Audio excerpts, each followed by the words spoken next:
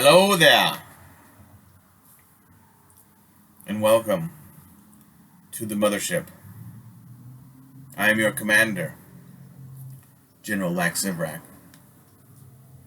Do not be alarmed that I may be wearing the same shirt and the same hat in which you've seen me in other videos recently. I guarantee these have all been shot on the same day. I'm not wearing the same clothes. I mean, I'm wearing the same clothes, but it's not multiple days. I don't know why I feel the need to explain that. I was made fun of as a kid for wearing the same clothes, I guess, by the rich kids. So now I explain that. Weird, huh? Yeah, motherfucker, we're all conditioned. In one way or another. Probably any conditioning is usually bad, too, unless it's like physical conditioning. Hey, I don't want to make a super long video this time, for real. This may come out actually first before these other ones. But you know what I wanted to talk about real quick? Just, people talk a lot about my hats and different stuff. I think hats are cool. I like hats, all this kind of stuff. I wanted to talk to you about this hat, though. This hat, I have it written in here. I don't know. Let's see if you can. You probably cannot read that, but you can see that there is writing in there.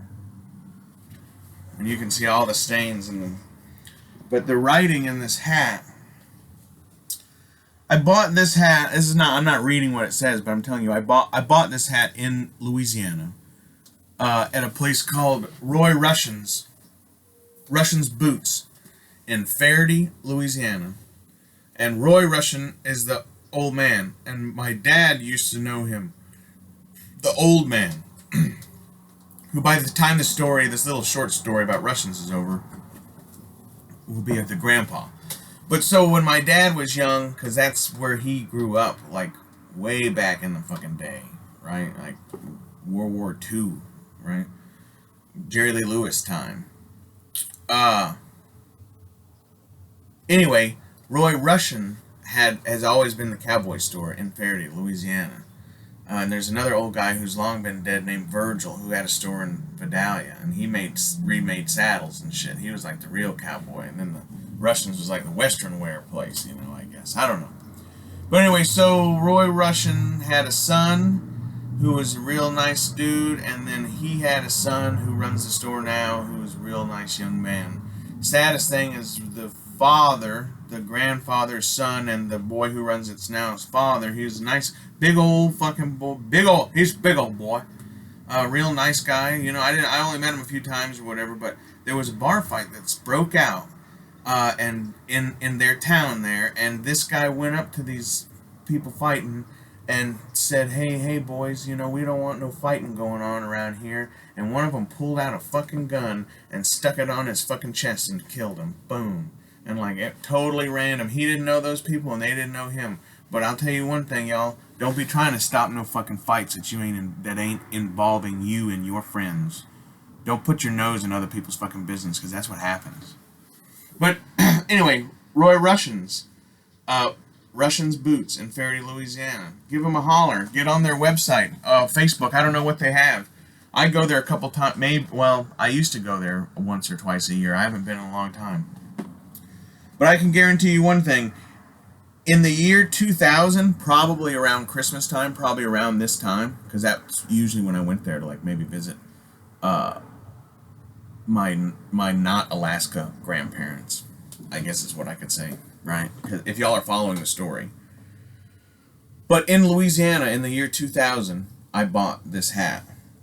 And it says Louisiana 2000 to Alaska.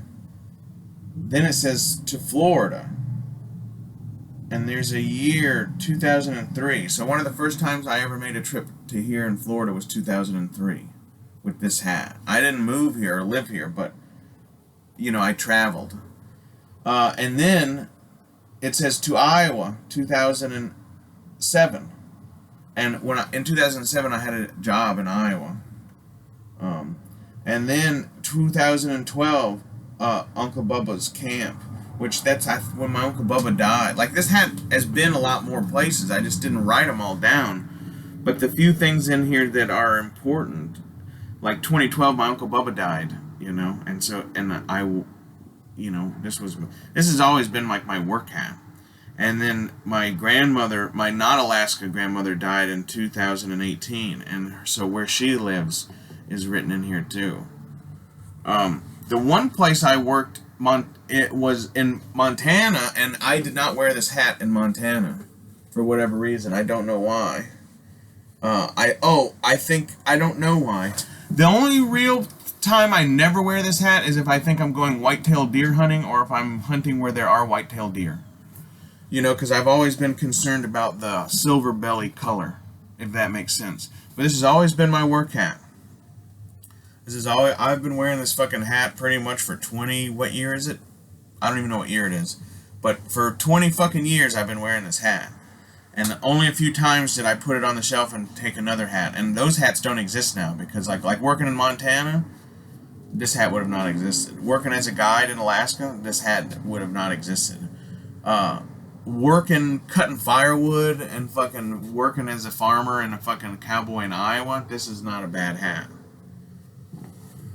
A lot of people pay money to have their hat distressed. I can assure you, every bit of what you see on that is real. This is not a fake fucking airbrushed sweat line. That is a fucking sweat line made by the sweat of my fucking brow.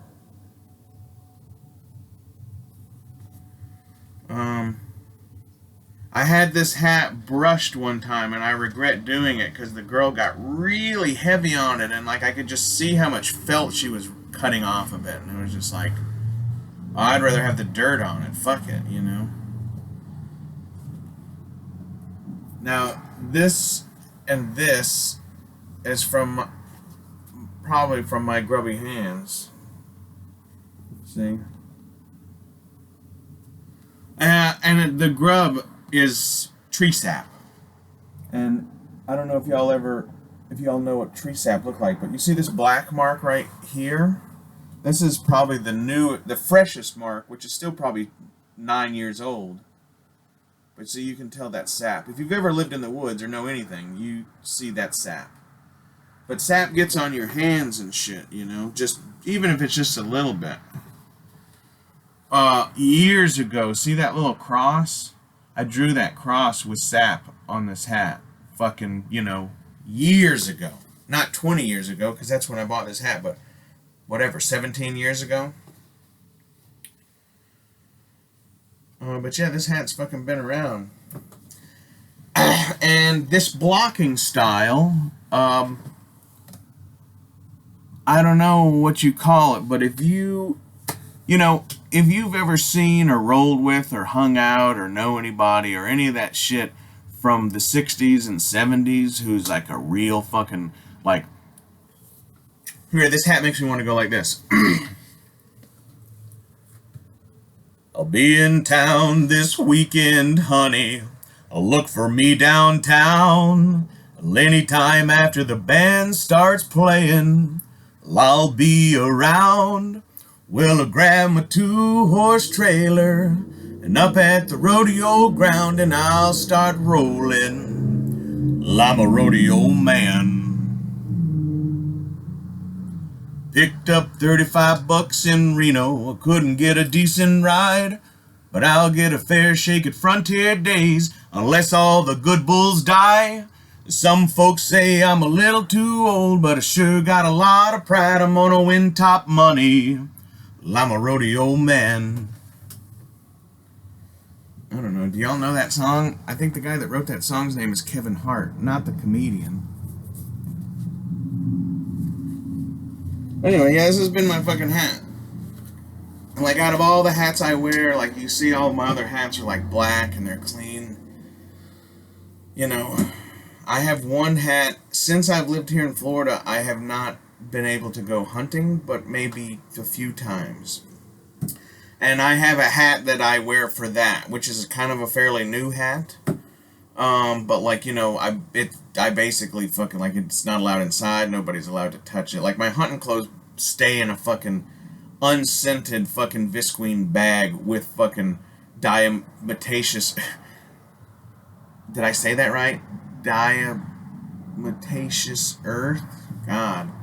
Anyway, I put that in there for the bugs, but then I also put fucking cedar and pine and a bunch of other different shit in there. But you gotta put that diatomaceous earth in there to keep it from, you don't want fucking fleas in your goddamn clothes and shit like that. Cedar works too, but you don't want to put, where I was hunting, there wasn't a lot of cedar trees. One of the great ways to keep bugs off you down here is like at night if you're in the wilderness and you need to sleep on the ground, don't go sleep near pine trees, because that's where spiders live. Like black widow spiders live in near pine trees, and fucking ticks live in fucking pine trees, and fleas, and all those motherfuckers live in pine trees. If you need to sleep on the ground with nothing in the south, where there's shit that will like in Alaska, you don't have that problem. We don't have those things. In Alaska, you can basically fall asleep on the ground anywhere. Anywhere. As long as something's not going to come by and eat you. You know what I mean? But like bugs and shit, I mean, you get a mosquito in your ear or whatever, but I'm just saying, like, fleas and ticks and chiggers and black widow spiders, and we have none of that. We don't have none of that, so it's not a big deal. But here, I'll get to the punchline and I'll end this video pretty quick. Here, if you want to sleep on the ground in the wilderness, unprotected, in the lower 48, where there's nasty shit, cedar trees. You need to find a cedar tree, okay? And you need to fucking get the boughs. You need to get what boughs you can, and you need to put them, you need to clean it underneath it, and you need to put the boughs down underneath. Might as well be underneath that fucking tree, and you can get the berries off the tree, and you can smear them on you. You can smear them berries around your ear and shit. And because the reason your grandmother had a cedar chest, and the reason that you buy those cedar balls now and put with your furs and leathers and different things is because, and it's not just for moths, but it's because bugs don't like cedar. Like bugs don't like. You're not gonna get bit by a black widow spider underneath a cedar tree unless you brought it with you, right? Because they're not there, right? You're not gonna get a fucking tick on the bottom of your ball sack sleeping under a cedar tree. So let that be a little tip from me to you. I mean, I was raised subsistence, and I was raised by some fucking hardcore fucking savages, and in Alaska, and there's a lot of different shit in Alaska from here. But the one thing that you learn, which you don't know until you go to some other place, is, everything you've learned is definitely applicable to other places, even though you don't know the name of that tree or whatever. But you know that tree is the cousin to this tree because you've seen them, and you go, oh, well, those are the same. They're not the same tree, but you go, oh, that's the same tree. That's the same tree. Fuck it. I know that's the same tree. So, anyway, I don't know what's going on, but I just wanted to tell y'all, this hat is no fucking bullshit. And if any of y'all know any real fucking cowboys or anything like that, or if you know anything about hat blocking or whatever, you might also know that is a real hat block from back in the day that is only achievable by being a real fucking cowboy, for lack of a better term. I was only a cowboy a couple times in my life. I worked in Iowa, and I worked in Montana, and I was a cowboy. In Iowa, there was actually cows involved. In Montana, I was a guide, but we wrangled horses, and we packed on mules, and like there was a lot of cowboy shit going on. And you know what I mean? And we free-ranged the horses. At night, we fucking put bells and hobbles on the horse. Well, we put bells on them, and then we took the horses somewhere, and then we hobbled them. But, like, it was all free range, And when I worked as a guide in Alaska at a place, it was all free range. If any of y'all know what fucking, like, the horses were never in a corral, except when we shoot them, and before, we would catch them in the springtime. We would catch them, round them up, bring them in, shoe them all, right? Then kind of like work the rough off of them, right? And then we would start cutting them out, doing whatever, deciding, okay, hey, who you want these horses, okay, hey, this is a new guy, how about you try riding this horse, da-da-da-da-da. We kind of get the strings, those are called strings. You get your strings all figured out, okay, I'm going to use these, da-da-da-da-da-da, and then you start kind of riding the rough off of them, and then the clients show up pretty soon after that, and then you're putting fucking hundreds of pounds on all those mules or horses, and you're going fucking 8 or 10, maybe up to 40 miles to a remote camp to stay for 10 days to let these motherfuckers murder fucking animals for no reason. I was raised by one of the greatest fucking native chiefs of all time. and he would be mad at me that I just said native, but I guess whatever. I was raised by one of the greatest Native American chiefs of all time, you know what I mean? And like I went off and became a guide because I knew my shit. But to watch New York bankers murder fucking animals and not even want to eat and say, hey, well, they say, what are we having for dinner tonight? We say, oh, we're eating backstrap from that moose you just killed. And they're like, oh, we don't have any ribeyes. And so, like, I couldn't do that very long, you guys, to be honest with you. Like, I did it for a few years, and I was like, this is not for me, bro. These motherfuckers they really should outlaw that shit. Like, people who are against hunting and all these fucking, like, I'm a hippie, but I'm gonna say, all you motherfucking hippies out there, like, you guys don't really understand, but, like, the people out there, like, fathers with their sons trying to teach them about the way the earth used to be and traditions, and, like, natives out there trying to feed their fucking families, like, y'all attack those people. You attack those people, and then you have these rich motherfucking New York City stock exchange motherfuckers who are paying $30,000 to murder a fucking moose. And, like, that's all okay because they pay for it. And, like, y'all don't even try to stop that shit. And did you know, like, in Alaska, the rule is that you only have to bring the meat out of the field. And all the fucking places that I worked at up there, they would bring the meat out of the field, and then they would just let it rot. Like, if you don't bring it out of the field, yeah, that's a problem. But nobody says you have to fucking bring it home. You have to bring it home. You have to, but nobody says you have to do anything with it after that. You know, and like, I couldn't eat. It was disgusting. It was really sad. You know, and I quit doing that. And like, if y'all want to go hunting to learn the world and for a rite of passage or anything, or to learn the traditions, and you want to honor that animal, look me up. You know, when you take an animal, when you harvest an animal, you have to thank it and you have to pray to it and say thank you, because that animal gave its life for you to feed your family. And if that's not why you're doing it, then you do not need to do it. You know? I go hunting every once in a while, but like I don't, you know, I saw a really nice trophy last year, and like I didn't shoot it. I had my gun on it, and I made a noise. I went bang, but like I didn't need to kill that animal to feed my family. You know, but it was beautiful seeing it. Truly was. I have a friend who hopefully will take me hunting in February. Whether or not I'm gonna fucking, I don't know. Shit's getting expensive now, so, you know, that's what I was looking at the other day. You know, I go to a butcher shop and I say, okay, well, it's $10 a pound, basically. Like, if you're going to get a package deal, you know, 100 pounds, it was $6. It was $6.04 a pound. So for 100 pounds, you could, whatever that was, right, $640. Is that right? However that adds up. But I was looking at that and I was like, well, if my friend will call me and I spend X amount of money on gas driving there, and then I have to spend X amount of money on a license because, you know, blah, blah, blah, blah, blah, how much does that, you know, but then if I can shoot 2 fucking deer that weigh X amount, you know, then so, you know, I'm getting at least the same amount of bang for my buck, and I'm getting to fucking go out in the wilderness, which is really what a lot of it is fucking about anymore. To sit in the quiet in the wilderness and nothing knows that you exist is pretty fucking cool, you guys. That's what a hunter is. A hunter sits there and observes and knows every inch of what's going on around him, and knows every inch of what's going on around past where he is, because where he is can tell him what's going on where he can't see. And like, man, that's a cool thing. But I'll tell you what, in society, when you come to society, that is not a cool thing to be, because it'll fucking make your fucking head explode.